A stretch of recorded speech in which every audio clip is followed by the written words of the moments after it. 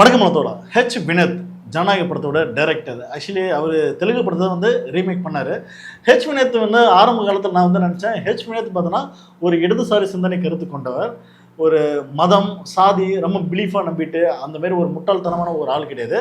ஒரு ஒரு சமத்துவ பாறையில் வந்து யோசிக்கிற ஒரு ஆள் தான் அப்படின்ற ஒரு இதெல்லாம் நான் பார்த்தேன். ஏன்னா அவர் ஃபஸ்ட்டு பண்ண படங்கள்லாம் பார்க்கும்போது அந்தமாரி சாயல் தான் இருக்கும். நிறைய இடத்துல பார்த்தோன்னா மூட நம்பிக்கை வந்து விதைக்கிற விதமாக வந்து அவர் படம் பண்ண மாட்டார். முழுக்க பார்த்தோன்னா ஒரு சமத்துவ பார்வையில் படம் இருக்கும். அப்படி தான் நான் பார்த்தேன். ஆனால் இந்த ஜனநாயக படத்தை வந்து இவர் எப்படி எடுத்துக்கிட்டாரு? ஏன்னா ஜனநாயக படம் வந்து பார்த்தோன்னா முழுக்க அது முஸ்லீம் வெறுப்பு, முஸ்லீம்னா தீவிரவாதி அப்படின்ற ஒரு அஜெண்டா இருக்குல்ல, இதை வந்து எப்படி வந்து இவர் கதைக்கிழமை எடுத்துக்கிட்டாரு? இல்லை ஒருவேளை இதை நீ பண்ணு அப்படின்னு சொல்லி திணிக்கப்பட்டாங்களா, அவர் பண்ண வச்சாங்களா அப்படின்னு ஒரு கேள்விகள் நிறைய வந்தது. ஆனால் மனுஷன் இவர் கொடுக்குற பேட்டி இருக்குல்ல, அதாவது ஜனநாயக படத்தை எடுத்து முடிச்சுட்டு நிறைய மீடியாவில் பேட்டி கொடுக்குறாரு யூடியூப்லாம். உண்மையாக சொல்கிறேன், விஜய் சாரை கழட்டி அடிக்கிறாரு. உண்மையாகவே பார்த்தோன்னா பாரபட்சம் பார்க்காம விஜய் சாரை கழட்டி அடிக்கிறாரு. அணில்கள்லாம் பார்த்தோன்னா அறிவுரை சொல்லிக்கிறாரு. இந்த அணில்கள்லாம் இதெல்லாம் பார்த்தானோன்னு தெரியல, மேபி விஜய் சாரத்தை மட்டும் பார்த்துட்டு போயிட்டானோன்னு தெரியல.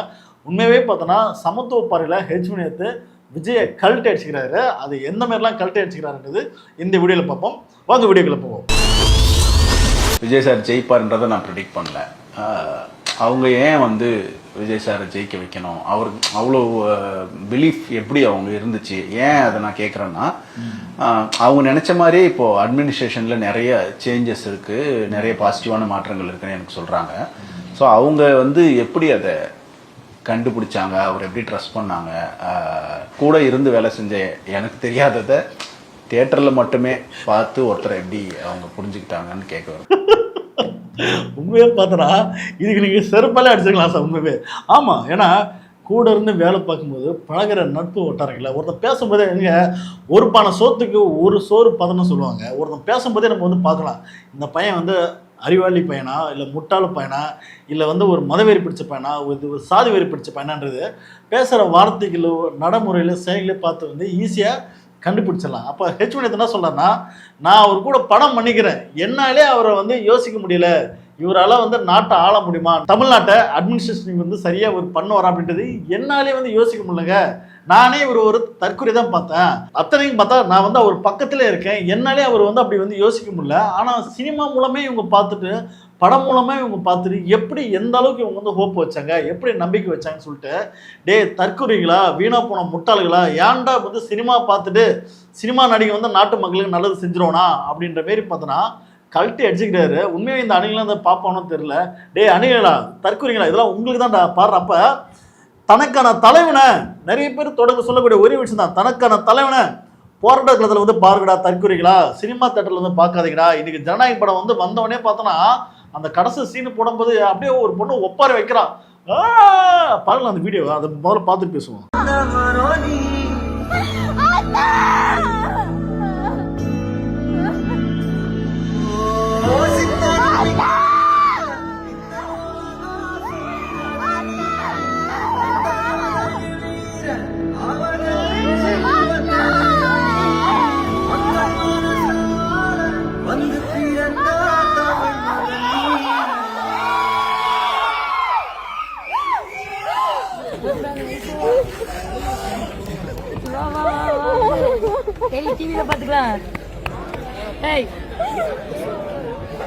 பக்கத்துல சொல்றான், வாடி டிவியில் பார்க்கலாம் அப்படின்னு சொல்றான். அப்போ பாருங்க எந்த அளவுக்கு தற்கொலைங்க சினிமா மோகத்தில் சினிமா போது. நானே ஒரு விஜய் ஃபன் தான்டா, இந்த அளவுக்குலாம் விஜய் வந்து தூக்கிலாம் கொண்டாட மாட்டா, விஜய் ஒரு மனுஷன் தான்டா. அவள் உண்மையே சொன்னா நடந்த ஒரு சம்பவத்தை சொல்றேன். கத்தி பட ஷூட்டிங் இருக்குல்ல, அந்த ஷூட்டிங்கை நான் வந்து போகிறேன். ஆக்சுவலி நான் வந்து ஒரு அசிஸ்டன்ட் டைரக்டராக பார்த்தோன்னா சினிமாவில் வந்து வேலை பார்த்துருக்கேன். இப்போ படம் பண்ணுற முயற்சியில் இருக்கேன்.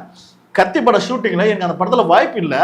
ஆனால் வந்து ஆர்ட் டிபார்ட்மெண்ட் இருக்குல்ல, அதாவது நிறைய இந்த பொருள்லாம் கொண்டு போய் வைப்பாங்க. அதாவது இப்போ இந்த ஒரு ஆஃபீஸ் செட்டப்னா இந்த ஆஃபீஸ் செட்டப்புக்கான தேவையான பொருள் கொண்டு வந்து செட் பண்ணுவாங்க. இதோட வேலைகள் யாருன்னா பார்த்தோன்னா ஆர்ட் டிபார்ட்மெண்ட் தான் பண்ணுவாங்க. ஸோ அவங்களுக்கு நான் வந்து அசிஸ்டண்டாக போகிறேன் வேலைக்கு. அசிஸ்டண்டாக நாங்கள் வெடிப்படியாக தான் போகிறேன், பொருள் கொண்டு போய் வைக்கிறது தூக்குது. அப்போ அந்த படத்தில் பார்த்தோன்னா இந்த விவசாயிகளுக்கு ஒரு காட்சி ஒன்று வரும். இந்த மாட்டு வண்டிகள், மாட்டு சக்கரங்கள், இந்த பலகை உட்டு இதெல்லாம் கொண்டு போய் ஒரு இடத்துல வந்து அடைச்சி வைக்கிற மாரி. அப்போ அதெல்லாம் நான் கொண்டு போய் தூக்கிட்டு போய் வைக்கிறேன். உண்மையே பார்த்தோன்னா விஜய் ஒரு ஷூட்டிங் முடிச்சுட்டு சைக்கிள் அப்படி போகிறாரு. அப்போ என் பக்கத்துலாம் போகிறாரு, தலைவா ஓடி நான் போய் நிற்கல. ஆனா அவரு பாக்குறாரு, அவர் திங்கிங்ல மேபி இந்த பையன் நமக்கு கிட்ட வருவானோ, போட்டோ கிட்ட எடுக்க கேட்பானோ அப்படின்னு பாக்குறாரு, யோசிக்கிறாரு மேபி ஒரு ஃபேனா. ஆனா நான் அவர் பார்த்துட்டு சைலண்டா நான் என்னோட வேலை தான் செஞ்சேன். அப்ப ஒரு சினிமா மோகத்துல சினிமா பைத்தியமா நான் வாழல, ஒரு மனுஷன் தான், பக்கத்துலாம் பார்த்தோம் போறாரு அவர் மண்ணு. அப்ப இதுல இருந்து என்ன சொல்றேன்னா, ஒரு சினிமாக்காரனை மட்டும் தான் பார்க்கணும். எப்படியே அவர் தான் 10 அறிவு உள்ள ஒரு மூளை, அப்படியே ஒரு புத்திசாலி, அவர் ஒரு சாமி கடவுள்லாம் பார்க்காதீங்க, ஒரு சாதாரண மனுஷன் தான்டா. உண்மையை பார்த்தோன்னா சினிமாக்காரங்களுக்கு வந்து சினிமாவில் தானே வேலையே. அதனாலே பார்த்தோன்னா அவங்களுக்கு வந்து பொது அறிவு வந்து இருக்காது, நிறைய சரியாக பேச தெரியாது, நிறைய அறிவு சார்ந்த திங்கிங் பண்ண மாட்டானோ.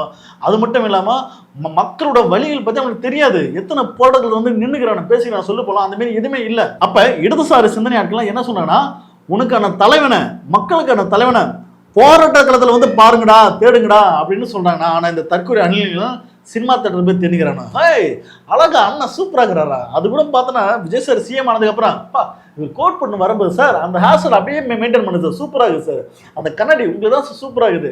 டேய் ரசிகர்டா வந்து அவருக்கு வந்து ஓட்டு போட்டீங்க, ஏன்டா அவர் மக்கள் பணிக்காக வந்தவரா, மக்கள் பணிக்கு செய்யுண்டா, நாளைக்கு ஒரு பிரச்சனைனா வாய்ஸ் அவுட் பண்ணுங்கடா தற்கொலைங்களான்னா அதெல்லாம் பண்ண மாட்டேங்க. ஏங்க டைம் கொடுங்க, 6 மாசம் டைம் கொடுங்க, 5 வருஷம் டைம் கொடுங்க. என்ன டைம் டே, என்ன சட்டத்தில் எழுதிருக்கிற தற்கொலைங்களா, என்னடா டைமு? ஒரு நாள் வந்து சிஎம் ஆனா கூட வந்து ஒரு மனுஷன் வந்து தில்லு திராணி இருந்தா தெம்பு இருந்தா செய்யலாம், ஒரு நாள் போதும். ஆனா அதை விட்டு பார்த்தோன்னா இன்னும் டைம் கொடுங்கன்னு இந்த தற்கொலைங்க சினிமா முகத்துல இன்னைக்கு பார்த்தோன்னா என்ஜாய் பண்ணி ஜல்சா பண்ணிட்டு வாழ்றாங்க. என்னத்த சொல்லுது. ஆனா உதயநிதி வந்து அப்பவே சொன்னாரு, அந்த அசம்பிளியில் பார்த்தோன்னா அந்த விஷயம் இருக்குல்ல, அதாவது விஜய் இருக்கு அப்படின்னா தெரியுமா, இதெல்லாம் முதல் ஷூட்டிங் தான், ஜனநாயக படம் ஷூட்டிங் தான் போயிட்டு இருக்கு, என்ன ஆக்ஷன் கட் பண்ண சொல்லலை. உண்மையை பார்த்தோன்னா ஷூட்டிங் தான். ஏன்னா ஜனநாயகன் படத்தில் பார்த்தோன்னா அந்த சீனை அப்படியே பார்த்தோன்னா ஆட் பண்ணிக்கிறாங்க. அது மட்டும் இல்லாமல் நம்மளோட சபாநாயகர் வந்து இன்னொரு விஷயம் சொன்னார், அதாவது ஜனநாயக படம் பார்த்தீங்கன்னா மூளை வளருங்க, மூளை அப்படியே பீறிட்டு வந்துருங்க, ஏம்ப இருக்கிற மூளைக்கே பத்தலைங்க, இதுக்கு மேலே மூளை வந்துச்சுன்னா போதும், அந்த பசங்களை வந்து கண்ட்ரோல் பண்ண முடியாது. என்னது இதெல்லாம் வந்து ஒரு வந்து சபாநாயகர் பேசுகிற பேச்சாது. அவர் வந்து அசம்பிளியில் வந்து இப்படிலாம் கை காட்டலாம், இதெல்லாம் பார்த்தோன்னா பார்லிமெண்ட் வேர்டு, பார்லிமெண்ட்டோட ஆக்ஷன், அன்பார்லிமெண்ட் கிட்டது இதெல்லாம். அப்போ சபாநாயகரே பார்த்தோன்னா நம்ம டிவிகேக்கு வந்து சொம்பு தூக்குறாரு, அங்கேயும் ஒரு சோபா போயிடுச்சான்னு தெரியல. சரி அடுத்து நம்ம ஹெச்என்எத்துக்கு வருவோம். அடுத்து இன்னும் நிறைய இருக்குங்க, போகிற இடத்துல உள்ள கழட்டி அடிச்சுக்கிறாரு. இந்த தற்கொலை இது கூட தெரியாம ஃபயர் விட்டுக்கிறானு நிறைய கமாண்ட்ஸ்ல. சரி அடுத்து என்ன சொல்றாருன்னு பார்ப்போம். மக்கள் வந்து என்னை பொறுத்த வரைக்கும் அன்பானவர்கள். ஏன்னா தப்பு பண்ணா கூட பாவம் பல பேரை மன்னிச்சு மக்கள்கிட்ட எனக்கு எப்பவுமே கேள்வி பதிலாக சொல்ல, மக்கள்கிட்ட எனக்கு ரொம்ப சர்ப்ரைசிங் ஃபேக்டராக இருக்கிறது, ஒருத்தர்கிட்ட ஒரு 1000 கோடி ரூபா சொத்து இருக்கும், அவர் ஒரு ஸ்டேஜ் மேலே ஏறி நான் கஷ்டப்படுறேன் அப்படின்னு ஒன்று பேசுவார், அவங்க எமோஷ்னலாக ஆகி அவங்க வந்து நின்று நான் பாவம்பான்னு சொல்லுவாங்க. அது எனக்கு ரொம்ப பயங்கர சர்ப்ரைசிங்காக இருக்கும் அவங்ககிட்ட. ஸோ ஒரு பெரும் கருணை வந்து மக்கள்கிட்ட இருக்கு. அவங்க கிட்ட இருக்கிற அந்த பெரும் கருணை வந்து அவங்க ஆள்றவங்க கிட்ட இருந்துச்சுன்னா நல்லா இருக்கும். அப்படிப்பட்ட பெரும் கருணை வந்து மக்கள்கிட்ட இருக்கு, அதாவது அணில்கிட்ட வந்து இருக்கு. அப்படி நினைச்சதான் ஓட்ட போட்டிருக்காங்க. ஆனா அதே மாரி வந்து ஆள்றவங்கிட்ட இருந்தா நல்லா இருக்கும் அப்படின்னு சொல்றாங்க. ஏன்னா உண்மையா சொல்றாங்க, 1000 கோடி சம்பாரிச்ச ஒரு ஆள் வந்து ஸ்டேஜில் பேசுகிறார், அதை யாரை சொல்கிறாரு, விஜய் தான் சொல்கிறாரு. 1000 கோடி சம்பாரிச்ச ஒரு ஆள் வந்து இந்த விஜய் ஊழல் பண்ண மாட்டான் அப்படின்றாரு. ஆனால் ஜனநாயக படம் டிக்கெட்டு பார்த்தா 2000 ரூபாய் 1000 ரூபாய். சில அணிலுக்கு வந்து என் தலைவனுக்காக நாங்கள் பார்ப்போங்க 2000 ரூபாய் செலவு பண்ண அப்படின்றாங்க. இல்லை 200 ரூபா டிக்கெட்டு, அரசு நிர்ணயித்த 200 ரூபா டிக்கெட்டு எவன்டா சொன்னா 2000 ரூபாய் விற்க சொல்லி? விஜய் சார், சிஎம் சார் அவர்களே, இது வந்து ஊழல் இல்லையா? இதுதான் நீங்கள் வந்து ஊழல் ஒழிச்ச லட்சணமா? இது ஊழல் தாங்க. நீங்க 1000 கோடி சம்பாரிச்சீங்கன்னா நேர்மையை சம்பாரிச்சுங்க, டாக்ஸி கட்டினீங்களா, கோர்ட்டு உங்களை வந்து கூட்டு வச்சு நங்குன்னு வந்து கொட்டல. அப்ப ஒருத்தவங்க 1000 கோடி சம்பாதிக்கணும் எப்பற நேர்மையா சம்பாதிக்க முடியும்? அவர் சொல்றாரு வந்து மேடையில் வந்து இந்த விஜய் ஊழல் பண்ண மாட்டான். சூப்பரா, ஒரு தலைவன் வந்து மேடையிலே சொல்லிட்டாரா ஊழல் பண்ண மாட்டாரா? நான் நம்பிடலாம்டா, சூப்பர் சார், விஜய் சார் வந்து ஊழல் பண்ண மாட்டார், அப்பா ஜாலிடா, அப்பா கனவுலகத்துல வந்து ஜாலியா இருக்கலாம்டா அப்படின்னு மாரி இந்த தற்கொலைங்க ஊழல் பண்ண மாட்டானாவே ஒருத்தன் ஊழல் பண்ண மாட்டான்னு நினைச்சுன்னு நம்பி ஓட்ட போட்டோம். அது மட்டும் இல்லாமல் அவர் தெளிவாக சொல்றாரு, 1000 கோடி சம்பாரிச்ச ஒருத்தன் வந்து நான் கஷ்டத்தில் இருக்கேன் அப்படின்னு சொன்னோடனே இந்த மக்கள் நம்புறாங்க. ஆமாங்க கஷ்டத்தில் இருக்கேன். என்ன கஷ்டத்தில் இருக்கிற? 1000 கோடினா நீ மக்களுக்கு எழுதி கொடுத்தியான்னா அதுவும் கிடையாது. யாருக்கு கொடுத்த? அள்ளி கொடுத்தேன்னு யாருக்குன்னே தெரில. ஆனால் இருந்தாலும் கஷ்டத்துக்கு ஏன்பா அவர் யாருப்பா? சில தற்கொலைகளாம் பேசணும்னு பார்த்தேன்டா, பெங்களூர்லாம் சில வந்து போட்டுச்சுங்க. ஐயோ அவர் பாவங்க, அவரு யார் தெரியுமாங்க, சினிமாவில் எப்படி வாழலாம் தெரியுமா? அவர் யாருக்காக வராரு? அவர் நமக்காக தாங்க வராரு, மக்களுக்காக தாங்க வராரு. அவர் ஏங்க வந்து இப்படி போராட வைக்கிறீங்க? ஏங்க அவர்லாம் இப்படி வெளியே வர வைக்கிறீங்க? ஆனா உங்களுக்கு ஓட்டு தானே நாங்க போடுறோம்ண்ணா, நீங்க போங்கண்ணா, நீங்களாம் வந்து எப்படி வாழக்கூடிய ஒரு மனுஷன் தெரியுமா, ஏன்னா நீங்க இப்படி வந்து கஷ்டப்படுறீங்க அப்படின்னு சில தற்கூறிங்க. இந்த இன்ஸ்டா இன்ஃப்ளூயன்ஸ், அதாவது இந்த ரூட் மாஃபியா இப்படிலாம் வந்து ஸ்கிரிப்ட் வச்சு பேச வச்சானுவன்.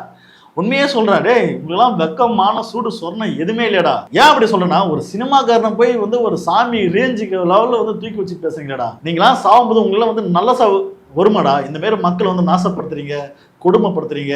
இந்த மாரி வந்து நடு ஆத்தாங்கரையில வந்து ஈத்து விட்ட மாரி வந்து விட்டு போயிட்டீங்க.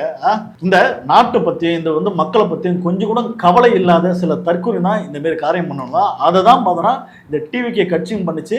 அந்த ரூட் மாஃபியா ஜெகதீஷும் பார்த்தா அப்படி தான் பண்ணிட்டு இருந்தான். அடுத்து நான் சொல்கிறேன் பார்ப்போம். ஸோ நீங்கள் இதை ஜெயிக்க ட்ரை பண்ணும்போது இங்கே ரொம்ப நல்லவங்களால ஜெயிக்க முடியுமான்னு எனக்கு தோணல. நல்லவங்க மாதிரி நடிக்கிறவங்களால வேணால் ஜெயிக்க முடியும். சின்ன பர்சன்டேஜ் ஆஃப் அயோக்கியத்தனம் வந்து ஜெயிக்கிறவங்க கிட்ட இருக்கும். நீங்கள் ரொம்ப நோண்டி பார்த்தீங்கன்னா ஒருத்தர் ஸ்டேஜில் பேசுறதுக்கும் அவர் எடுக்கிற படத்துக்கும் அவர் லைஃபுக்கும் டிஃபரன்ஸ் இருக்கும். அவருடைய சொல்லும் செயலும் வேற வேறையா இருக்கும். அது நீங்க நிறைய பேர்கிட்ட நீங்க கவனி. ஆமா, உண்மைதான். கரூர்ல வந்து 47 பேர் கொன்னப்ப பணமா ஜனமா அப்படின்னு ஸ்டேஜ்ல பேசுவாரு. ஆனா உண்மையாக மக்கள் பாதிக்கப்படும் போது சும்மா தெரிச்சு ஓடுவார். ஏன்னா மக்களுக்காக களத்தில் நிற்கக்கூடிய ஒரு ஸ்ட்ராங் பொலிட்டிஷியன் விஜய் இல்லை. இதை நீங்கள் நம்புறீங்களா இல்லையா? 47 பேர் கொன்னது கூட பார்த்தோன்னா ஒரு ஸ்கிரிப்ட், அதை கூட பார்த்தோன்னா ஒரு மாஸ்டர் பிளான். ஏன்னா விஜய் மேலே ஒரு சிம்பத்தி ஏற்படுத்துறதுக்கு விஜய் வந்து முடக்கிறாங்க, விஜய் வந்து அடக்கிறாங்க. புரியல என்னத்தை முடக்கினாங்க, என்னத்தை அடக்குறாங்கன்னு தெரியல.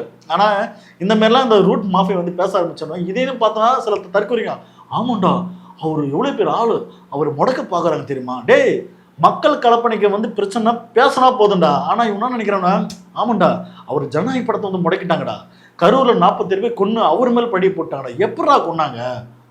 அதை பற்றி யோசிக்கிறானா? அதை பற்றி யோசிக்க மாட்டாங்க. கரூரில் நடந்தது ஆக்சிடென்ட், ஒரு விபத்து. அந்த விபத்தை ஏற்படுத்துங்க முழுக்க முழுக்க காரணம் யாருன்னா விஜய் அவர்கள். லேட்டாக வந்தது காலத்தாமதம். இந்த ஒரு தப்பை அவனை ஏற்றுக்க மாட்டாங்க. ஆனால் இப்போலாம் சில விஷயங்கள் பார்க்கும்போது விஜய் அவர்கள் வந்து சிபிஐ அலுவலகம் போயிட்டு அங்கே வந்து ஜாலியாக வரும்போது வெளியெல்லாம் வந்து பார்க்கும்போது இதெல்லாம் வந்து ஒரு மாஸ்டர் பிளான் மாதிரி தெரியுது. அதாவது கரூரில் 47 பேர் கொண்டதுக்கு அந்த கேஸில் அவனை தூக்கி நான் உள்ள போட மாட்டேன் அப்படின்னா, நான் அவன் சொல்கிறத நீ செய்ய, எங்களோட திட்டங்கள்லாம் வந்து நீ தமிழ்நாட்டில் வந்து இம்ப்ளிமெண்ட் பண்ண, நான் உன்னை சிஎம் ஆக்குறேன், இவை மூலமாக ஸ்கேம் பண்ணி உன்னை வந்து வெற்றி பெற வைக்கிறேன் அப்படின்னு பண்ணதால் இன்னைக்கு விஜய் அவர்கள் பார்த்தோன்னா பல திட்டங்கள் பார்த்தோன்னா மோடிக்கு சப்போர்ட் பண்ற விதமா விஜய் வந்து சைன் பண்றாரு. இதை வந்து அந்த தற்கொலைங்க பாக்குறோம்னா இல்லையா? எங்க பாப்பணும் தற்கொலைங்க? ஏன்னா மக்களே பார்த்தோன்னா மாணவர்கள் பார்த்தோன்னா நீட்டுக்கு எதிராக போராட்டம் பண்றாங்க. ஆனா இந்த தற்கொலைக்கு போயிட்டு ஜனநாயக படம் பார்த்தோன்னா ஃபயர் விட்டுங்கிறாங்க. என்னைக்கு புரிய போகுது? சரி, அடுத்து நான் சொல்லாரு பார்ப்போம். சேஞ்சுன்றது இப்படி நடக்காது, அப்படி நடக்கக்கூடாதுன்னு நினைக்கிறேன். ஒரு புரட்சி டகால்னு வந்து ஒரு மாற்றம் வர்றது எனக்கு பெரிய, ஏன்னா அப்படி வர்ற மாற்றம் அவ்வளோ நேரத்திலே போயிடும், ரொம்ப நாள் தாங்காது. ஒரு ப்ராசஸ் வந்து ஒரு கோல் இங்கே இருக்கணும். அந்த கோல் அடையிறதுக்கு ட்ரையல் அண்ட் எரர் பண்ணிட்டே போயிட்டே இருக்கணும். ஸோ அதுதான் என்னோட உண்மைதான். கரெக்டாக தெளிவாக சொல்லிக்கிறேன். அதாவது ஒரு கோல்ன்றது ஒரு லெவல், ஒரு அச்சீவ்மெண்ட் பேர் இருக்கணும். கீழேருந்து ஒருத்தர் வந்து ஸ்டெப் பை ஸ்டெப்பாக வளர்ந்து போகணும். அதாவது ஏன் அப்படி சொல்லனா, அரசியலை பற்றி அறிவோ ஒன்றுமே விஜய்க்கு தெரியாது. ஒரு கவுன்சிலராகவோ இல்லை வந்து ஒரு எம்எல்ஏவோ நின்று ஜெயிச்சது கிடையாது. எந்த ஒரு அனுபவம் கிடையாது. கட்சி ஆரம்பித்து 2 வருஷத்தில் ஒருத்தர் சிஎம் ஆகிட்டார்னா இதை எப்படியே பதவியை தூக்கி கொடுத்துறாங்க. அதாவது மாற்றம் வேணுங்க, ஒரு புது மாற்றம் வேணும்னு சொல்லி போய் சினிமாக்காரங்க வந்து இந்த தற்கொலை அணிகள் வந்து ஓட்ட போட்டாங்க. இதில் வேற நியாயப்படுத்திட்டாங்க. எங்களை நீங்கள் தற்கொலைன்னு சொன்னீங்களே, அதை தான் நாங்கள் வந்து ஓட்ட போட்டே, உங்கள் தலையில் மண்ணை அள்ளி நீங்களே தானே போட்டுக்கிட்டீங்க. இது இங்கே வந்து பாதிக்கப்பட்டது வந்து நாங்கள் மட்டும் இல்லை, நீங்களே தான் பாதிக்கப்படுன்றது இந்த தற்கொலைக்கு தெரியல. அதை விட்டுட்டு கட்சி ஆரம்பிச்சு 2 வருஷத்துல ஒருத்தர் வந்து சிஎம் ஆகிட்டாங்க. ஏன்டா இப்படிலாம் வந்து யோசிச்சு இப்படி வந்து தப்பு பண்ணுறேன்னு கேட்டால் மாற்றம் வேணுங்கன்ற. ஏன்டா மாற்றம் வேணுன்றது இங்கே காலத்தில் நிற்கக்கூடிய நிறைய தலைவர் இருக்கிறாங்க. நீ அவங்கள மாற்றணும்னு சொல்லி போட்டுதான் கூட பரவாயில்ல, இதே ஓகே. பசங்க வந்து சினிமா மோகத்தில் இல்லை, இதே மாற்றணும்னு சொல்லி நிறைய தோழர்கள் வந்து தினம் போராட்டத்துக்கு வந்து நிற்கக்கூடிய ஆட்கள் வந்திருக்காங்க. அவங்களுக்காக தான் வந்து ஓட்ட போட்டாங்களே அப்படின்னு வந்து சந்தோஷப்படலாம். அதை விட்டுட்டு சினிமா நடிச்சாரு, எங்கள் அண்ணன் ஃபைட் பண்ணுறாரு, டான்ஸ் பண்ணுறாரு, அழகாக்குறாரு, கட்சி ஆரம்பிச்சு 2 வருஷம் அவர் சிஎம் ஆனால் என்னங்க தப்பு அப்படின்னு ஒரு முட்டாளத்தனமா, ஒரு கேனத்தனமா, ஒரு தற்கொலைத்தனமா வந்து இந்த தற்கொலைக்கு வந்து தமிழ்நாட்டே வந்து குடிச்சர் ஆகிட்டாங்க. அதை தான் அவர் தெளிவாக சொல்றாரு. ஏன்னா கோல்ன்றது அவ்வளோ பேர் ஸ்ட்ராங்கானது. அப்படி போனவங்க தான் வந்து அங்கே ஸ்டாண்டர்டாக நிற்க முடியும். இதே ஈஸியாக ஒருத்தன் போனவங்க நிற்க முடியாது. ஏன்னா 4 காரி துப்ப ஆரம்பிச்சிருவாங்க. அதனால தான் விஜய் அவர்களுக்கு வந்து பதவியேற்று 3 மாதம் கிட்ட ஆக போது காரி துப்புறான், சொந்த கட்சிக்காரே காரி துப்புறான், ரொம்ப கேவலமா இருக்குன்றான். அப்படின்னா என்ன காரணம்? ஆட்சி நடத்த தெரியல, அட்மினிஸ்ட்ரேஷன் பற்றி அவருக்கு தெரியல, ஒரு அறிவு இல்லை. அரசியல் பற்றி ஒரு அறிவு இருந்தால் அவர் பண்ணவர், அதை பற்றி ஒன்றும் தெரியாத. ஏங்க மீடியாவை சந்திச்சு ஒரு பேட்டி கொடுக்க வக்கில்லாத ஒரு ஆள் தாங்க நம்மளோட முதலமைச்சர் ஒரு வந்து பயந்தாங்குழிங்க உண்மையே ஒரு வந்து உண்மையே ஒரு தில்லு திராணி இருந்தா மக்கள் சார்பாக ஒரு மீடியாக்காரன் கேள்விக்கிறேன்னா பதில் சொல்ல வேண்டியதானே. இது கூட வந்து கொடுக்க முடியாத ஒரு ஆள் இவெல்லாம் சிஎம் ஆகிட்டு நாட்டு மக்களுக்கு எப்படி நல்லது செய்வாங்க அப்படின்ற எந்த நம்பிக்கை இவெல்லாம் ஓட்ட போட்டாங்க. அடுத்து நான் சொல்றது பார்ப்போம். வேண்டியது சோஷியல் மீடியாவில் நீங்கள் வந்து ரொம்ப நல்ல விஷயங்கள் அதில் இருக்குது, நல்ல பாயிண்ட், மோசமான விஷயங்களும் இருக்குது. அதனால் உங்களுக்கு அதை அலசி ஆராய எனக்கு நேரம் கிடையாது, நான் பார்க்குறத நம்புவேன் அப்படின்னீங்கன்னா நீங்கள் அதை பார்க்காதீங்க. என்னால் அலசி ஆராய முடியும், எனக்கு அதில் நேரம் இருக்குது, எனக்கு தெரியும் ரைட் ராங்கன்றது தெரியும்னா நீங்கள் அதில் டைம் ஸ்பெண்ட் பண்ணுங்கள். அப்புறம் உணர்ச்சி வசப்படுறதை கட் பண்ணுங்கள், உணர்ச்சி வசத்தை அடக்குங்க. அதாவது பார்த்த உடனே ஒன்று நம்புறது, பார்த்த உடனே ஒன்று நம்புறதுல பெரிய ஆபத்து இருக்குது. ஏன்னா இன்னைக்கு எல்லாருக்கும் நம்ம பிரெயின், குறிப்பாக பிஸ்னஸ் மேன்ஸுக்கு எல்லாருக்கும் நம்ம பிரெயின் எப்படி ஃபங்க்ஷன் ஆகுது, ஹியூமன் பிரெயின் எப்படி ஃபங்க்ஷன் ஆகுதுன்னு அவங்க கண்டுபிடிச்சி வச்சுட்டாங்க. ஸோ அப்போ ஒரு செய்தி எப்படி சொன்னால் ஒருத்தனை அட்ராக்ட் பண்ண முடியும்னு அவங்களுக்கு தெரிஞ்சிருச்சு. ஸோ இந்த செய்தித்துறையில் பெரும் முதலாளிகள் வந்துட்டதுனால அப்போ முதலாளிகளுக்கு சாதகமாக நம்மளை திங்க் பண்ண வைக்கிற வேலையை வந்து சோஷியல் மீடியாக்கள் ஒரு பக்கம் செய்யுது. அப்போ இது சோஷியல் மீடியா மேலே கவனமாக இருக்கணும்.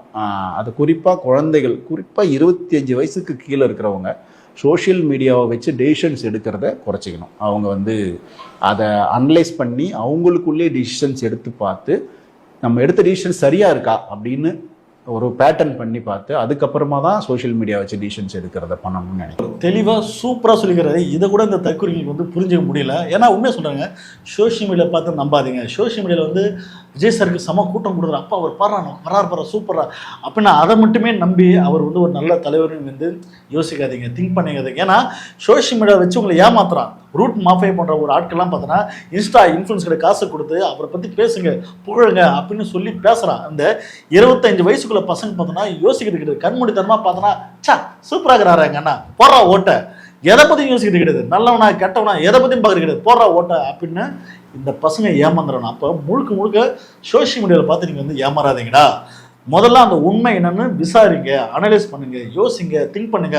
ஒரு காலத்தில் விஜய் அவர்கள் சொன்னார், தமிழ்நாட்டில் பாலியலாக பார்த்தா நிறைய தப்புகள் நடந்திருக்கு, அதுக்கு முன்னாள் கவர்மெண்ட் டிஎம் ஆட்சியில் பார்த்தோன்னா ஆக்ஷன் பண்ணியிருக்காங்க, தண்டனை கொடுத்துருக்காங்க. ஆனால் அதே மீறி பார்த்தோன்னா இல்லை இது டிஎம் ஆட்சி வேஸ்ட்டு அப்படின்னு விஜய் அவர்கள் சொல்லி நம்ப வச்சு ஓட்டு வாங்கினாரு.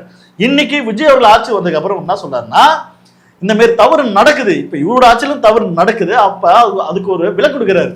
இது வந்து சுழ ஒழுக்குங்க, முழு நேரமே எங்களால் வந்து பாதுகாப்பு கொடுக்க முடியாது. இந்த ஒரு பெண்ணை தானே அன்றைக்கே எல்லாரும் மக்கள் சொன்னாங்க, முழு நேரமே காவல்துறை அரசு வந்து பாதுகாப்பு கொடுக்க முடியாது, சுய ஒழுக்குன்றது முக்கியம், மக்களுக்கு எஜுகேஷன் கொண்டு போய் சேர்க்கணும். அது மட்டும் இல்லாமல் தன்னோட பிள்ளையை வந்து பாதுகாக்கிற பொறுப்பு வந்து அப்பாவுக்கும் இருக்கு அம்மாவுக்கும் இருக்குன்னு சொல்லி அன்னைக்கும் பார்த்தோன்னா மக்கள் நிறைய பேர் சொன்னாங்க, எப்படா ஒரு வந்து கவர்மெண்ட் மேலே இவ்வளோ பேர் அப்பாண்டவன் பழுந்து படியை போடுறீங்க அப்படின்னு கேள்வி கேட்கும்போது அதெல்லாம் கிடையாதுங்க, இது வந்து கேவலமாக ஆட்சிங்க, தமிழ்நாட்டில் பாதுகாப்பே இல்லைங்க, இந்த ஆட்சியில் எப்படிங்க ஒரு பெண்ணை பெற்று வளர்த்து கல்யாணம் பண்ணி கொடுக்க முடியும் அப்படின்னு சில இந்த இன்ஸ்டா தற்கொலைகள்லாம் ஒரு நெட்டே ஒருத்தன் வந்தான், அந்த நாயெல்லாம் போட்டான்பா, நான் வந்து அமெரிக்காலேருந்து வரப்போறேன், என்னோட வேலையை விட்டு வந்து விஜய் சாருக்கு வந்து ஓட்டு போட போகிறேன், பெண்கள் பாதுகாப்பு ரொம்ப முக்கியம் அப்படிலாம் சொல்லிலாம் போட்டான்டா. ஆனால் இன்னைக்கு தமிழ்நாட்டில் நிறைய பெண்களுக்கு பாலியல் வன்புணர்வு, அது டிவிக்கே கட்சிக்காரனே பண்றான். ஆனா அந்த தற்கொலைங்க அந்த மாரி வீடியோ போட்டோம்னா இன்னைக்கெல்லாம் எங்க இருக்கானு தெரியல, வாயில என்ன வச்சுக்கிறானு தெரியல, இல்ல ஒருவேளை வாயில பிஸியா இருக்கிறானு தெரியல, அது போன்ற இன்னைக்கு எவனும் வாய் திறந்து பேச மாட்டானா. அப்ப பெண்களுக்காக பாதுகாப்பு கருதி பெண்களுக்காக நலத்திட்டங்களை கொண்டு வந்த ஒரு அரசை இது பெண்களுக்கு எதிரான ஒரு அரசுன்னு சொல்லி ஒரு ஃபேக் நெரேட்டிவ் செட் பண்ணி இவங்க ஒரு தப்பான அந்த நெரேட்டிவ் செட் பண்ணி தமிழ்நாட்டுக்கு விடிவு காலம் பிறக்கப்படுறதே நம்ம விஜய் சார் மூலமும் தான் அப்படின்னு ஒரு நெரேட்டிவ் செட் பண்ணானுவா இந்த ரூட் மாஃபியா. அதை இந்த தற்கொலைங்க பார்த்தோன்னா கண்மூடித்தனமா நம்பினானு. அதை தான் அவர் சொல்றாரு, சோஷியல் மீடியாவில் வந்து சொல்றதை நீங்க நம்பாதீங்க, படிங்க, கார்ல் மார்க்ஸ் பற்றி படிங்க, அம்பேத்கர் பற்றி படிங்க, பெரியார் பற்றி படிங்க, தெரிஞ்சிட்டிங்கன்னா எவன் வந்து முதல்ல சாதி ஒழிப்புக்கு குரல் கொடுக்குறான், எவன் வந்து முதல்ல வந்து மத பிரச்சனைக்கு குரல் கொடுக்குறான், இதை நீங்கள் இதெல்லாம் திறந்து பார்த்தாலும் ஈஸியாக வந்து கன்வே ஆகும். ஏன் சொல்லுன்னா, கவினோட ஆணவ படுகொலைக்கு விஜய் அவர்கள் ஒரு வார்த்தை பேசலாம் அன்னைக்கு இன்னைக்கும் தொடர்ந்து பார்த்தா ஆணவ படுகொலை நடக்குது, விஜய் அவர்கள் ஒரு வார்த்தை பேசல. ரஞ்சித் இப்ப பார்த்தோன்னா ரஞ்சித் கிளிக்கிறாரு, 8 தலித் அமைச்சர்கள் வந்து உருவாக்குனீங்களா, அவங்களால என்ன யூஸ்ன்றாரு. என்ன யூஸ்? எவனோ ஒருத்தன் பேசுறானா, நான் பேசல. அப்ப 8 தலித் அமைச்சர்கள் உருவாக்காத பிரச்சனை கிடையாது, தலித்த பிரச்சனைக்காக எவன் வந்து குரல் கொடுக்குறான் அவன் தான் உண்மையான ஒரு ஆளுன்றது தலித்தோட ரெப்ரசன்டேட்டிவா பார்க்கலாம். அதை விட்டு தலித்த அமைச்சர் ஆகிட்டா போதுமா? இந்த பிஜேபி சங்கிகம் பண்ணணும், நாங்க பேருக்கு 4 பேர் வந்து அமைச்சர் ஆக்கிடுவோம், குடியரசுத் தலைவரே பார்த்தோன்னா ஒரு தலித்து தான், அப்படி நாங்க அவரே தலித் ஆகிட்டா அதிகாரம் அவரு கையில வந்து இருக்கு. மோடி கையில தான் வந்து இருக்கு. சாதியால வந்து நிறைய பிரச்சனைகள் நடக்குது, ஆணப்படுகள் நடக்குதுன்னா அதை குரல் கொடுக்கணும். எந்த தலைவனா குரல் கொடுக்குறான்னு பார்த்தா டிவிக்குள்ள எவனும் இல்லை, பேச மாட்டான்.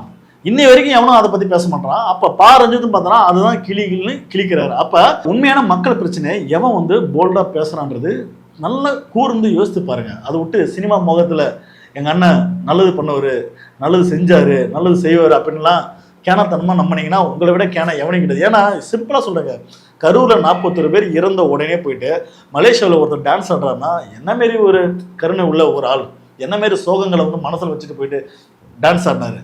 இதை பற்றினா இந்த தற்கொலை யோசிக்கவே இல்லை. அப்போ சினிமா முகத்திலையும் சோஷியல் மீடியாவெல்லாம் பார்த்து நம்பி இந்த நாய்ங்க பண்ண தப்பால் இங்கே மிகப்பெரிய வந்து ஒரு மாற்றம்னு சொல்லி இங்கே ஒரு ஏமாற்றத்தை வந்து ஏற்படுத்திக்கிறாங்க. அதை தான் பார்த்தா நம்ம வினோத் அவர்கள் பார்த்தோன்னா செருப்பை கழட்டி அடிச்சுக்கிறாரு. எனக்கு தெரிஞ்சு நிறைய இன்டர்வியூவில் பார்த்தோன்னா இதை பற்றி தான் பேசிக்கிறாரு. ஆனால் இந்த தற்கொலையில் வந்து அதை வந்து அண்டர்ஸ்டாண்ட் பண்ண முடியல. தயவுசெய்து இந்த வீடியோக்கள் வந்து உங்கள் வீட்டு தற்கொலைகள் வந்து ஃபார்வர்ட் பண்ணுங்கள், ஷேர் பண்ணுங்கள். கொஞ்சமாவது அரசியல் பற்றி தெரிஞ்சுக்கிட்டோம், பேசட்டும். வந்து நாளைக்கு வந்து மக்கள் மத்தியில் வந்து களத்தில் வந்து நிற்கட்டும். தயவுசெய்து இந்த நீட்டுக்கு எதிராக பார்த்தோன்னா அவங்களோட வந்து குரல் தாங்க. தமிழ்நாட்டிலாம் பார்த்தோன்னா நீட்டுக்கு வந்து நிறைய மாணவர்கள் வந்து பாதிக்கப்பட்டாங்க. அப்போ நீட்டு ஒழிப்பை வந்து நோக்கி நீட்டை வந்து பேன் நீட் என்ற ஒரு குரல் வந்து தமிழ்நாட்டில் தான் பெரும் குரலாக வந்து நம்ம வந்து ஃபார்ம் பண்ணணும். சினிமா முகத்தில் வாழாதீங்க, மக்களை பிரச்சனை பற்றி பேசுங்க. இந்த வீடியோ பற்றின கருத்தில் பற்றி நீங்கள் என்ன நினைக்கின்றது மறக்காமல் கமெண்ட் பண்ணுங்கள். அடுத்த வீடியோவில் சந்திப்போம். நன்றி, வணக்கம்.